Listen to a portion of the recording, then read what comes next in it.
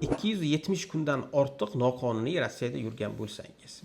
Demak, keyingi zapret turi bu podpunkt 14, chast 1, statiya 27, fezi 114 haqida.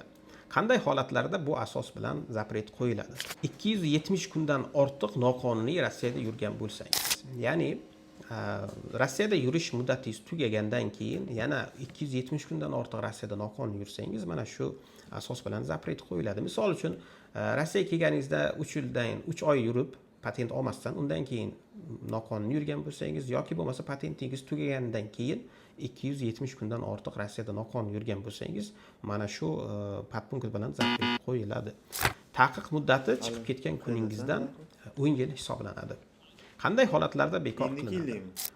Agar patent bor bo'lsa, lekin registratsiya yo'qligi uchun qo'yilgan bo'lsa yoki bo'lmasa patentingiz bor bo'lishiga qaramasdan bu podpunkt bilan zapret qo'yilgan bo'lsa, bekor qilsa bo'ladi.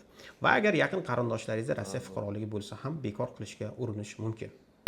Agar sizda yoki yaqinlaringizda zapret bor bo'lsa, bizga murojaat qiling. Bekor qilish imkoniyati bor yoki yo'qligini ko'rib chiqib aytamiz. Agar boshqa zapret turi bilan zapret qo'yilgan bo'lsa, profilimizga o'ting, har bir zapret turi haqida batafsil ma'lumot berganmiz.